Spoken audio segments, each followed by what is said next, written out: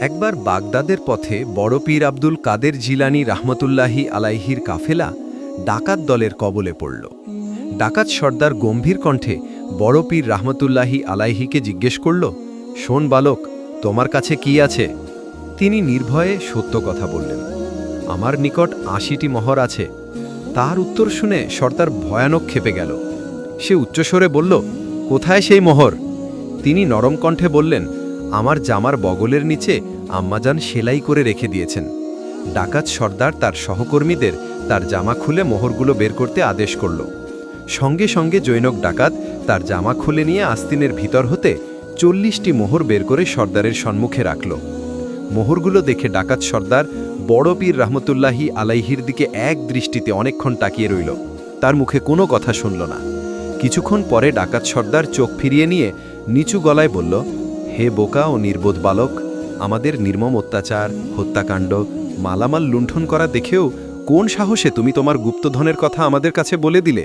হে সাহসী বালক, আমাদের নিকট সত্য কথা বলার প্রেরণা তুমি কোথায় পেলে বলো? কোন শক্তি তোমাকে সত্য বলতে সাহস যোগাচ্ছে?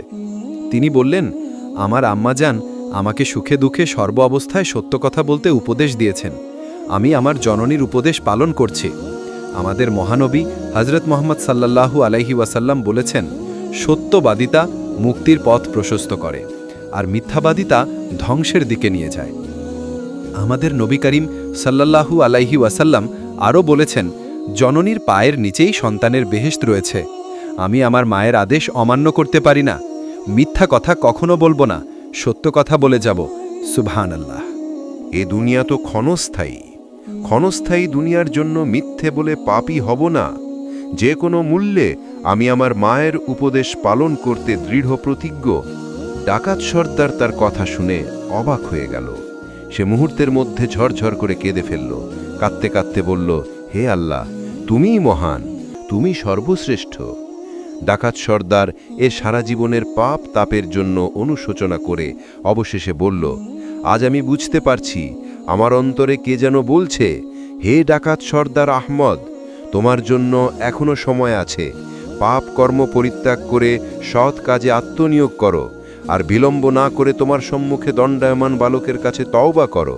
মহান আল্লাহ পাকের নিকট ক্ষমা প্রার্থনা করো। ডাকাত সর্দার তার দলবলের দিকে তাকিয়ে বলল, শোনো, আমি এ পাপ কাজ আর করব না, সিদ্ধান্ত নিয়েছি। আমি সৎ পথে থেকে আল্লাহর ইবাদত বন্দেগী করব। তোমরা কি করবে? উপস্থিত ডাকাতরা বলল, সর্দার, আমরা আপনার পথে চলব, পাপ কাজ করব না। যা করেছি তার জন্য আমরাও অনুতপ্ত। অতপর ডাকাত সর্দার এবং তার সাথীরা হযরত বড় পীর রহমতুল্লাহি আলাইহির পদপ্রান্তে লুটে পড়ে তওবা করল। লুণ্ঠিত মালামাল যারা জীবিত ছিলেন তাদের নিকট ফিরিয়ে দিল। তারা প্রতিজ্ঞা করল যে ইহ জীবনে আর কখনো পাপের কাজে পা বাড়াবে না। ডাকাতরা বড় পীর রহমতুল্লাহি আলাইহিকে সাদরে তাদের মধ্যে বসালো এবং তার নিকট গৃহীত ধর্মীয় মূল্যবান উপদেশবলি শুনতে আগ্রহ প্রকাশ করল। ফলে এই ডাকাত সর্দার ও তার সহকর্মীরা খাঁটি মুসলমানে পরিণত হয়েছিল।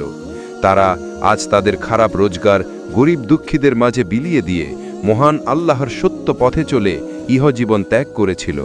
সুবহানাল্লাহ।